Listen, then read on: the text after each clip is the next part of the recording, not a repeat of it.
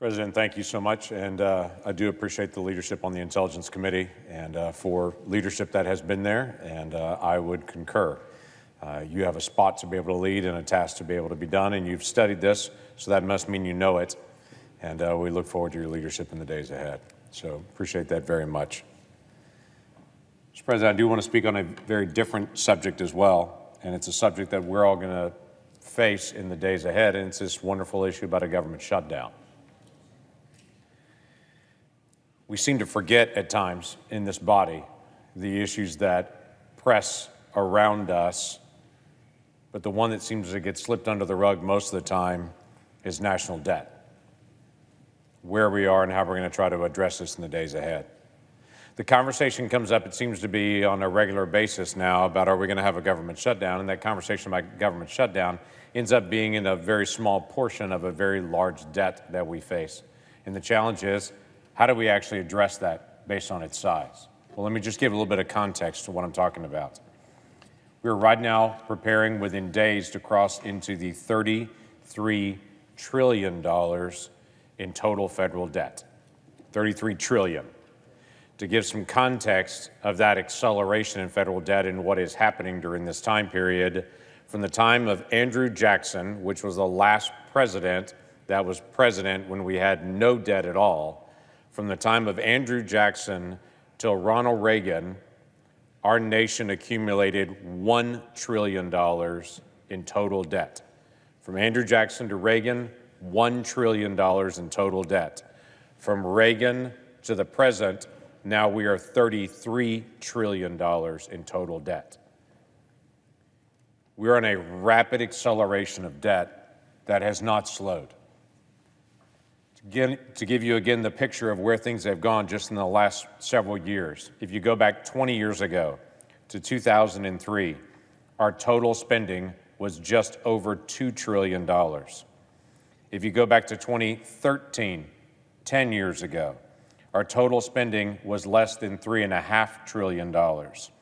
Our spending this year will be right at $6.5 trillion. So in the past 20 years, our spending has increased from just over $2 trillion to $6.5 trillion. To give you just the acceleration in spending just in the last few years, if I were to go back to 2018, before COVID, 2018 time period, our total spending was just over $4 trillion. This year's estimated spending is just under $6.5 trillion. That's $2.5 trillion of accelerated spending just from 2018 to now. To again set this in context, the revenue that's coming into the federal treasury this year is estimated at $4.8 trillion. $4.8 trillion. We're spending estimated $6.4 trillion. Now, I know that's a lot of numbers, but let me give you one just as a takeaway. We have almost $1.5 trillion of deficit that is overspending just this year. Some estimates, depending on what happens in the next few weeks, it could be almost $2 trillion in total overspending just this year.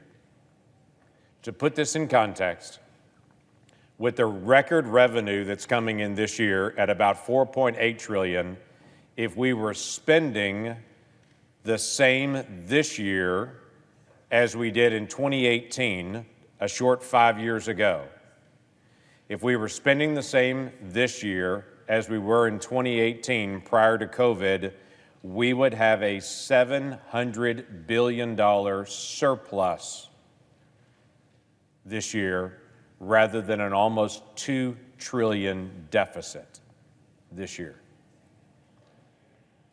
Because the record amount of revenue coming in this year compared to what our spending was 5 years ago, we would have been in surplus this year.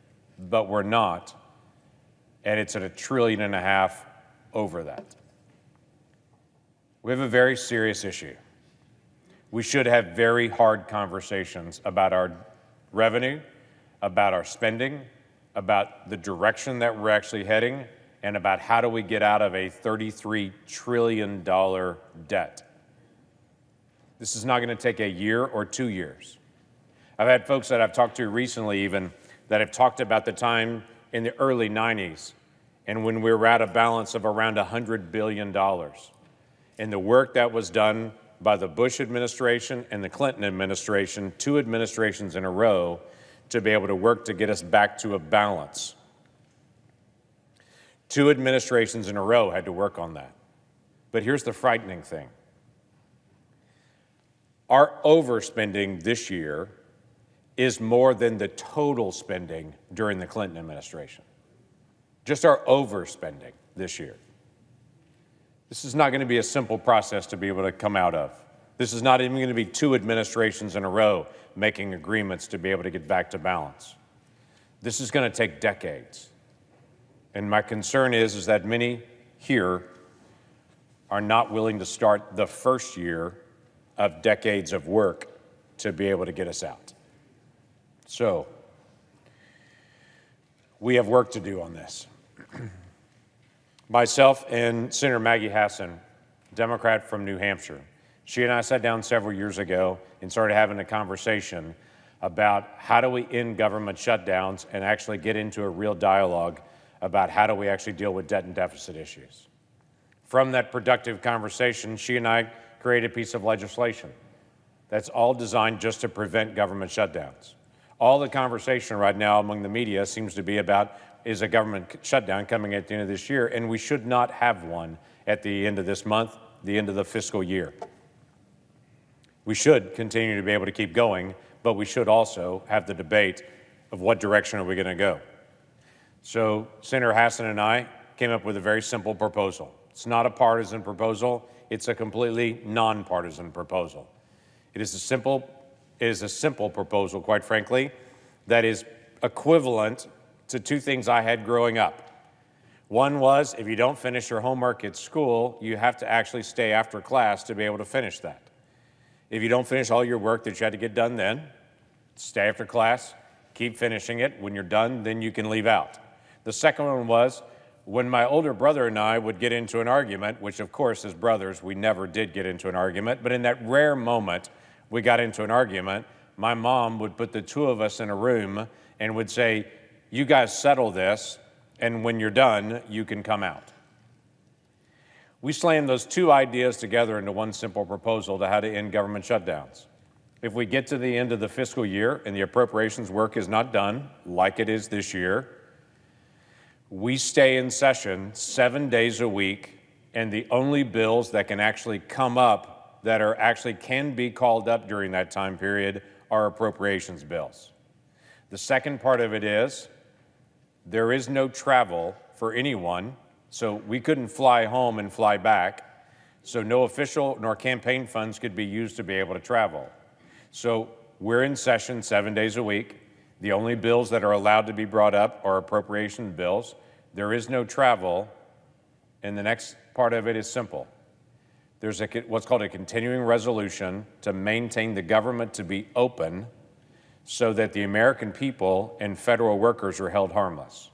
It puts the pressure on this room, not on federal workers that are working for FAA, not on people that are working for the Housing Administration, not on our Border Patrol. Those individuals don't get a vote on this. They should not feel the pressure of a government shutdown. We can keep the system moving while we still have our arguments to be able to resolve those things. Why is this so important? A couple of reasons. One is we're the United States of America. We should actually have an organized system because the rest of the world watches us to try to figure out how to do government. And when we look dysfunctional, the rest of the world says, how are we going to figure this out if even the Americans can't figure this out? Now, we as Americans lose track of that at times, but the rest of the world is watching us. We should have our arguments. We are a representative republic. Every single voice counts, and we don't all agree. Great, bring it. That demonstrates us at our best. But let's actually resolve those issues rather than having government shutdowns in chaos ensuing, because we need to set a better example for the world. Second issue, much closer to home. We need to stop having government shutdowns because the American people are calling into federal agencies and expecting someone to answer the phone, expecting to get help on whether it be passports or permits or whatever process that it may be that they have to interact with the federal government. They need to be able to get somebody to answer the phone and to be able to resolve that. So this puts the American people struggling to be able to just get basic answers. Third is the federal workforce. We have millions of people that work in the federal family. They work all over the country. And when there's a government shutdown, there's two sets of things that actually occur. If you're a contractor, you're just out. Those contractors may be doing janitorial services in one of our buildings, or they may be supplying food services to someone. They're just out. They don't get repaid. They just lose money, period. Those that are actually on the federal payroll, they don't get their check during that time period. And they have this crazy, weird, essential, non-essential, some people laid off, some people not, but everyone's in chaos in that process. For those folks that are in the federal family, even though they may be declared essential or non-essential, you know what? Their car payment still comes in, their mortgage still comes in, they still got to put food on the table, but they're not getting a check during the time of a government shutdown. And so those individuals that live paycheck to paycheck, like many Americans do, suddenly have a gap, not by a fault of their own, but because this body couldn't resolve what we were going to do on the budgeting issues. And the fourth issue I've already partially mentioned, and that's the contractors. Let me just give you an example of what this means. Our southern border right now has the worst border crisis that we've ever faced as a nation. To give you a perspective on it, in the last few days, we've had up to 9,000 people illegally crossing our border a day in the last few days. We had one border crossing area just in Tucson where they had 2,000 people that crossed in a day. Those folks are being cut loose and released into the country. But it is chaos along our border. Our Border Patrol and CBP and all those folks that are law enforcement are doing their best to be able to help watch for safety and security of Americans while literally thousands of people are being cut loose into the country. They depend on some folks that are contractors in that area to help sometimes with transportation, with processing, with food, with medical care, all those things. Those contractors are very important to be able to help our Border Patrol in the chaos of what's actually happening. When there's a government shutdown, those contractors aren't going to be there. And the chaotic border that we have now will be even more chaotic at that moment. That should not happen because we can't resolve our differences here. We need the national security on that. Mr. President, would the senator yield for a question? I would yield to Senator Cornyn. I just want to ask the senator from Oklahoma, 9,000 a day. I had to get out my calculator to figure out what that means. Are you talking about 3 million, 3.285 million? That's possible a year? This year. That's possible. If the current rate? If the current rate sustains. Yeah, yielding back my time for Senator Cornyn and for others as well. 2 weeks ago, our nation crossed a threshold that most people just missed. We had just over 6 million people that have illegally crossed our southern border in less than 3 years under the Biden administration. Just over 6 million people. That number is the same number, that 6 million number is the same as both terms of the Obama administration and the Trump administration combined. The Biden administration has allowed more people to illegally cross our border in less than 3 years than the previous 12 years along our border. Those Border Patrol need help right now. They don't need a government shutdown. They need help coming alongside them. So, what Senator Hassan and I have done is proposed a very simple proposal. Let's stop government shutdowns. Let's end those. Let's not have the drama and the countdown clocks on 24 cable news TV. Let's have the arguments that we need to have. Let's talk through the appropriations that need to be done. That's work that we're required to do. but let's hold the federal workers harmless in the process. Let's hold federal contractors harmless in the process. And so we can settle the issues, do real planning. This ending government shutdowns bill is very straightforward. We just want to prevent government shutdowns.